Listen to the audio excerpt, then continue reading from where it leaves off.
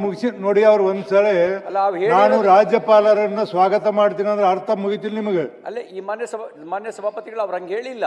ಅವ್ರು ಹೇಳಿರ್ದೇನು ಈಗ ಹೇಳಿದ್ರಲ್ರಿ, ಈಗ ಹೇಳಿದ್ರಲ್ಲ, ವಿಧಾನ ಮಂಡಲದಲ್ಲಿ ನಡೆದುಕೊಂಡ ರೀತಿಯನ್ನು ನಾವು ಖಂಡಿಸುತ್ತಿದ್ದೇವೆ. ಈಗ ಅವರು ಸ್ವಾಗತ ಮಾಡ್ತಾರಲ್ಲ, ಹೋಯ್ತದ್ರಲ್ಲಿ 163 ಮತ್ತು 173ಕ್ಕೆ ವಿರುದ್ಧವಾಗಿ ನಡೆದುಕೊಂಡಿದ್ದಾರೆ. ಇಡೀ ಕರ್ನಾಟಕದ ಜನತೆಗೆ ಮತ್ತು ವಿಧಾನ ಮಂಡಲಕ್ಕೆ ಅಗೌರವವನ್ನು ತೋರಿಸಿದ್ದಾರೆ. ನಾವು ಅದನ್ನು ಪ್ರತಿಭಟಿಸುತ್ತಿದ್ದೇವೆ. ಕೇಂದ್ರ ಸರ್ಕಾರದ ಕೈಗೊಂಡಂತೆ ನಡೆದುಕೊಳ್ಳುತ್ತಿದ್ದಾರೆ.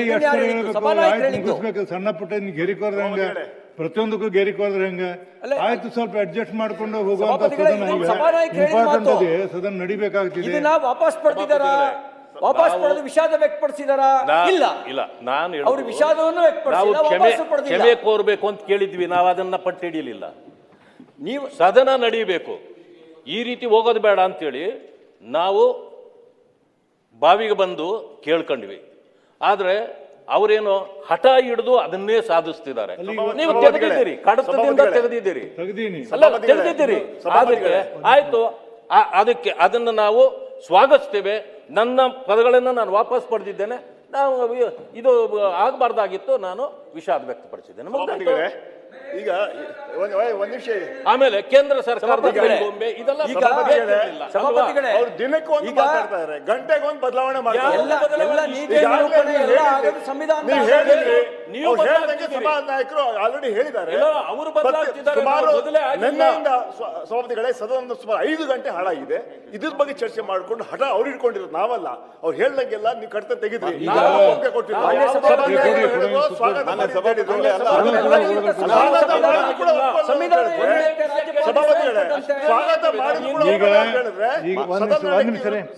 ಈಗ ಒಂದು ತೀರ್ಮಾನಕ್ಕೆ ಬಂದಿ ನಾನು. ಅವ್ರು ಹೇಳಿದ್ರು ನಾವು ಸಂಪೂರ್ಣವಾಗಿ ರಾಜ್ಯಪಾಲರ ಭಾಷಣ ಸ್ವಾಗತ ಮಾಡ್ತೀವಿ ಅಂತ ಹೇಳಿದಾಗ ಇಂಡೈರೆಕ್ಟ್ಲಿ ಅವ್ರು ಏನಂದ್ರೆ ಅದು ಹಿಂದೆ ತಕ್ಕೊಂಡಂಗೆ ಅಂತ ಅರ್ಥ ನಾನು ಭಾವಿಸಿದ್ದೀನಿ. ಸದನ ಸರಿಯಾಗಿ ನಡಿಬೇಕಂತ ನನ್ಗೆ ಇದೆ. ಮತ್ತು ನೀವು ಅವರು ಈಗ ಕೇಳಿದಾಗ ಈಗ ತಾವು ಸ್ವಲ್ಪ ರೀಸನೇಬಲ್ ಆಗಿ ತಮ್ಮ ಸ್ಥಳದಲ್ಲಿ ಕುಂತರ ಸದನ ನಡೆಸಬೇಕು. ಮತ್ತು ನೀವು ರಾಜ್ಯಪಾಲರ ಭಾಷಣ ಮೇಲೆ ಚರ್ಚೆ ಆಗಿದ್ದರೆ ತಾವೇ ಹೇಳಿ, ಇದನ್ನು ತೆಗೆದಾಕಿದ್ರೆ ಅರ್ಥ ಹಿಂಗೆ ಬರುತ್ತೆ ಅಂತಿದ್ಯಾ? ನೀವ್ ಹೇಳಿ. ಮತ್ತೆ ನಾವು ಇನ್ನು ಏನ್ ಮಾಡ್ಬೇಕಂತ ಹೇಳಿ ನೀವ್ ಹೇಳಿ. ಇನ್ನೇನ್ ಹೇಳ್ಬಿಡಿ. ಒಂದು ನಾವು ಕೇಳಿದ್ವಿ, ಇದು ಕ್ಷಮಾಪಣೆ ಬೇಡ, ವಿಷಾದ ವ್ಯಕ್ತಪಡಿಸ್ತೇನೆ, ನಾನು ಇದೇ ರೀತಿ ಹೇಳ್ಬಾರ್ದು. ಇಷ್ಟು ಹೇಳಿಬಿಟ್ರೆ ಮುಗಿದೋಯ್ತಲ್ಲ. ಅದನ್ನು ತೆಗೆದಿದ್ದರಿಂದ ಹಿಂಗ ಅರ್ಥ ಬರುತ್ತೆ. ಯಾವ ಡಿಕ್ಷನರಿಯಲ್ಲಿ ಇದೆ ಅದು? ಹೋಗ್ಲಾ ಡಿಕ್ಷನರಿ ಹೆಸರಾದ್ರೂ ಹೇಳಿ, ನಾವು ನೋಡ್ಬಿಟ್ಟು ಅರ್ಥ ಮಾಡ್ಕೊಂಡು ಬಿಟ್ಟು. ಹಾಗಾದ್ರೆ ಸದನವನ್ನು ನಡೆಸುವಂತ ಅವಶ್ಯಕತೆ ಇಲ್ಲ ನನಗೆ. ಈ ರೀತಿ ಆದ್ರೆ ಅಲ್ಲಲ್ಲ 63 ಮತ್ತು 173ಕ್ಕೆ ರವಿ ಸಾಕ್ರಿ, ಕುತ್ಕೊಳ್ಳಿ ನೀವು, ಸಾಕು ಕುತ್ಕೊಳ್ಳಿ, ಸಾಕು ಕುತ್ಕೊಳ್ಳಿ. ಸಭಾಪತಿಗಳೇ, ಈಗ ನಮ್ಮ ನೀತಿ ನಿಯಮಗಳು ರೂಪಿತ ಆಗದೆ ಸಂವಿಧಾನದ ಆಧಾರದ ಮೇಲೆ ನಡೆಸಬಾರ್ದು ಹೇಳಿ. ಸ್ವಾತಂತ್ರ್ಯ ಮತ್ತು ಮಿತಿ ಇರೋದು ಸಂವಿಧಾನದ ಆಧಾರದಲ್ಲಿ. ಕೂಡಿ ರವಿ, ಕುತ್ಕೊಳ್ಳಿ.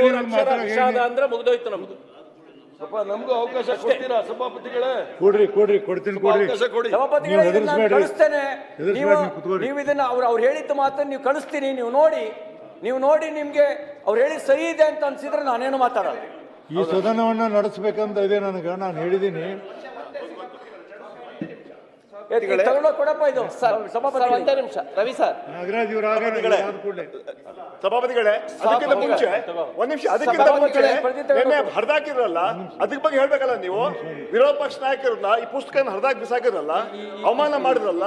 ಇದೇ ಸದನಕ್ಕೆ ಅವಮಾನ ಮಾಡಿದ್ರು, ನಿಮ್ಗೆ ಅವಮಾನ ಮಾಡಿದ್ರು. ಅದಕ್ಕೆ ಏನ್ ತೀರ್ಮಾನ ತಗೊಳ್ತೀರ ನೀವು? ಹೇಳಿದ್ರಿ ಅವ್ರಿಗೆ ಅದ್ರ ಮುಂಚಿನ ಪ್ರಕರಣಗಳು ಹಂಗೆ ಇದೆ. ಸಭಾಪತಿಗಳೇ, ಕಂಟಿನ್ಯೂ ಮಾಡಕ್ಕೆ ರೆಡಿ ಇದೀವಿ. ಯಾರ್ದು ಕಡ್ತಾವ್? ನನ್ನ ಅನುಮತಿ ಇಲ್ಲ ಮಾತಾಡ್ದವ್ರು ಯಾವ್ದು ಕಡ್ತಕೋಬಾರ್ದು. ಸಭಾಪತಿಗಳೇ, ನನ್ನ ಅನುಮತಿ ಇಲ್ಲ ಯಾರು ಮಾತಾಡ್ದವ್ರು ಯಾವ್ದು ಕಡ್ತಕೋಬಾರ್ದು. ಸಭಾಪತಿಗಳೇ, ನಮಗೆ ಸದನ ನಡಿಬೇಕು. ಸಭಾಪತಿಗಳೇ, ಸದನಕ್ಕಿಂತ ಹಿಂಗಂತೀರಿ ಹೇಳ್ತೀರಿ, ನಡಿಬೇಕು ಅಂತೀರಿ, ನಡಿಬಾರ್ದು ಅಂತೀರಿ. ಏನ್ ನಾನು ನೋಡಿದ್ನಪ್ಪ ಇಂಥವ್ರು ನೋಡ್ಲಿಲ್ಲ. ತಮ್ಮ ಮುಂದೆ ಒಂದು ವಿಷಯ ಪ್ರಸ್ತಾಪ ಮಾಡೋದೇನಂದ್ರೆ ಸಭಾಪತಿಗಳೇ, ಪೀಠಕ್ಕಿಂತ ದೊಡ್ಡವ್ರು ಯಾರಲ್ಲ, ಸದನಕ್ಕಿಂತ ದೊಡ್ಡವ್ರು ಯಾರಲ್ಲ. ಸದನ ಹೌದು, ಸ್ವಲ್ಪ ಸಮಾಧಾನ. ಸ್ವಲ್ಪ ಸಮಾಧಾನ ಹೇಳಿ, ವಿರೋಧ ಪಕ್ಷ ಸಮಾಧಾನ. ಗವರ್ನರ್ಗೆ ಅಪಮಾನ ಮಾಡಿರೋರು ಯಾರು ಅಂತ ಗೊತ್ತಿದೆ. ಯಾರು ಸ್ವಲ್ಪ ಸಮಾಧಾನ. ಮಾಡಿ ಹರ್ದಾಕಿದ್ ಯಾರು? ಹೌದು ರೂಲ್ಸ್ ಹರ್ದಾಕಿದ್ ಯಾರು? ಹೌದು, ಇಲ್ಲಿ ಎಳ್ದಾಕ್ದವ್ರು ಯಾರು? ಪೀಠದ ಮೇಲೆ ಕುತ್ಕೊಂಡಂತ ಸಭಾಪತಿಗಳು ಎಳ್ದಾಕ್ದವ್ರು ಯಾರು ಅಂತ ಚೆನ್ನಾಗಿ ಗೊತ್ತಿದೆ. ಪಾಠ ಮಾಡೋ ಅವಶ್ಯಕತೆ ಇಲ್ಲ. ನಮಗೆ ಪಾಠ ಮಾಡೋ ಅವಶ್ಯಕತೆ ಇಲ್ಲ. ಪೀಠ ಉಪಸಭಾಪತಿಗಳನ್ನ ಎಳ್ದಾಕ್ದವ್ರು ಯಾರು ಅಂತ ನಮಗೆ ಚೆನ್ನಾಗಿ ಗೊತ್ತಿದೆ. ನಮ್ಮ ರೂಲ್ ಪಕ್ಕ ಹರ್ದಾಕಿದ್ದು ಸರಿನಾ ಅದು? ಸಭಾಪತಿಗಳೇ, ನಮ್ಮ ರಿಕ್ವೆಸ್ಟ್ ಏನಂದ್ರೆ ಸದನ ನಡಿಬೇಕು ಅನ್ನೋ ಕಾರಣಕ್ಕೋಸ್ಕರ ನಿನ್ನೆ ನಮ್ಮ ಪ್ರತಿಪಕ್ಷ ನಾಯಕರು ನಮ್ ಕಡೆಯಿಂದ ಈ ರೂಲ್ ಬುಕ್ ಅನ್ನ ಎಲ್ಲ ಆಗಿದೆ ರೀ, ವಿಷಾದವನ್ನ ಕಿರಿಕಿರಿ ಪುರಾಣ ವ್ಯಕ್ತಪಡಿಸಿದ್ರು. ನಾವು ಹೇಳ್ತೀರಲ್ಲ. ನೀವ್ ಹೇಳಿದ್ದಕ್ಕೆ ನೀವು ಕೊಟ್ಟಿರ್ತಕ್ಕಂಥ ರೂಲಿಂಗಿಗೆ ಆಯ್ತು, ನಮ್ ಕಡೆಯಿಂದ ಸದನ ನಡಿಬೇಕು, ನಾವು ವಿಷಾದ ವ್ಯಕ್ತಪಡಿಸ್ತೀವಿ ಅಂತ ನಾನು ಹೇಳಿನಲ್ರಿ. ಆಯ್ತು. ನೀವು ಇಲ್ಲ ಪೀಠಕ್ಕೆ ಅಪಮಾನ ಮಾಡಿಲ್ಲ, ನೀವು ವಿಷಾದ ವ್ಯಕ್ತಪಡಿಸಿ ಅಂತ ಹೇಳಿದ್ರಿ. ಈಗ ಬಂದಿರೋ ಪ್ರಶ್ನೆ ಏನು? ಹೌದು, ನಾವು ಖಂಡನೆ ಮಾಡಿರ್ತಕ್ಕಂಥದ್ದು ತಪ್ಪು, ರೆಕಾರ್ಡ್ ಅಲ್ಲಿ ಹೋಗಿರೋದನ್ನ ತೆಗೆದಾಕ್ರಿ ಅಂತೇಳಿ ನೀವು ತೆಗ್ಸಾಕಿದ್ರಿ. ಹೇಗೆ ಪ್ರತಿಪಕ್ಷ ನಾಯಕರು ವಿಷಾದ ವ್ಯಕ್ತಪಡಿಸಿದ್ರು ಅದೇ ದಾರಿಯಲ್ಲಿ ಇವ್ರು ಯಾಕೆ ವಿಷಾದ ವ್ಯಕ್ತಪಡಿಸಲ್ಲ? ಸದನಕ್ಕಿಂತ ದೊಡ್ಡವರ ಸಭಾಪತಿಗಳೇ ಅವ್ರು ಮತ್ತೆ ರೆಕಾರ್ಡ್ ಸದನಕ್ಕಿಂತ ವ್ಯಕ್ತಪಡಿಸಿಲ್ಲ. ಅದು ಹಂಗೆ ಇದೆ. ಅವರು ಪುಸ್ತಕ ಹಾಕಿದ್ದನ್ನ ನಾವು ಹೊರಗೆ ಹಾಕಬೇಕು ಅಂತ ಹೇಳಿ ನಮ್ಮ ಇವರಾದ್ರೆ ನಾವು ವಿಷಾದ ಕೇಳ್ತಾ ವ್ಯಕ್ತಪಡಿಸಲ್ಲ. ಇದ್ವಿ. ಅದ್ರ ಬಗ್ಗೆ ತೀರ್ಮಾನ ಆಗ್ಬೇಕೀಗ. ಸದನಕ್ಕಿಂತ ಅದಾಗಿಲ್ಲ, ದೊಡ್ಡವರ ಮುಗಿದಲ್ಲ ಅಂತ ಹೇಳ್ಕೊಂಡಿದ್ರು ಅವರು. ನಮ್ಮ ಪ್ರತಿಪಕ್ಷ ನಾಯಕರು ವಿಷಾದ ವ್ಯಕ್ತಪಡಿಸಬಹುದು, ಯಾಕೆ ಸಭಾನಾಯಕರು ವಿಷಾದ ವ್ಯಕ್ತಪಡಿಸಲ್ಲ? ಅವರು ಆದ್ರಿಂದ ವಿಷಾದವನ್ನು ವ್ಯಕ್ತಪಡಿಸ್ಲಿ. ನಾಗರಾಜ್ ಮತ್ತೆ ಕೇಳ್ತಾರೆ ನೀವೇ ಕೂಡ್ರಿ ಗವರ್ನರ್ ಅವ್ರ ಏಜೆಂಟ್ ಒಂದೇ ನಿಮಿಷ ಗವರ್ನರ್ ಏಜೆಂಟ್ ಅಂತ ಕೇಳ್ತಾರೆ. ಆಯ್ತು ಬಿಡ್ರಿ, ಮಾತಾಡಿ ಕೂಡಿ ಗವರ್ನರ್ ಅವ್ರ ಏಜೆಂಟ್ ಅಂತ ಕೇಳ್ತಾರೆ ಅವ್ರು. ಕೂಡ್ರಿ ನಾ ಆದ್ರಿಂದ ಅವರು ನೋಡಿ, ನಾ ಹೇಳಿ ತಿಳ್ಕೊರಿ, ವಿಷಾದವನ್ನ ನಾ ಹೇಳಿ ವ್ಯಕ್ತಪಡಿಸ್ತಾರೆ. ತಿಳ್ಕೊರಿ, ನಾ ಹೇಳಿದ್ದೀನಿ ಕ್ಲಿಯರ್ ಕಟ್. ಹೇಳ ನಾಗರಾಜ್. ಮಾನ್ಯ ಸಭಾಪತಿಗಳೇ, ಧನ್ಯವಾದಗಳು ಸಭಾಪತಿಗಳೇ. ನೋಡಿ, ನಾವೆಲ್ಲರೂ ಕೂಡ ಮಾತಾಡ್ತಾ ಇದ್ದೀವಿ ಸಂವಿಧಾನ ಸಂವಿಧಾನ ಸಂವಿಧಾನ ಶ್ರೇಷ್ಠ ಅಂತ ಹೇಳ್ತೀವಿ. ಪೀಠ ಮತ್ತು ರಾಜ್ಯಪಾಲರಿಗಿಂತ ದೊಡ್ಡದಿರ್ತಕ್ಕಂಥದ್ದು ದೇಶದಲ್ಲಿ ಯಾವುದೇ ಇದ್ದರೆ ಸಂವಿಧಾನ ಅಂತಕ್ಕಂಥ ನಾವೆಲ್ಲರೂ ನಂಬಿಕೆ ಇಟ್ಕೊಂಡಿರ್ತಕ್ಕಂಥವ್ರು. ನಾವು ಆವತ್ತು ರೇಜ್ ಮಾಡಿರ್ತಕ್ಕಂಥವ್ರು ಆರ್ಟಿಕಲ್ 170 ವಯೋಲೇಟ್ ಆಗಿದೆ ಅಂತಕ್ಕಂಥ ನಾವು ಹಕ್ಕನ್ನು ಪ್ರತಿಪಾದನೆ ಮಾಡಿದ್ವಿ. With due respect to the governor of Karnataka ಅಂತ ಮಾತನ್ನು ಹೇಳ್ತಾ ಇದ್ದೇವೆ.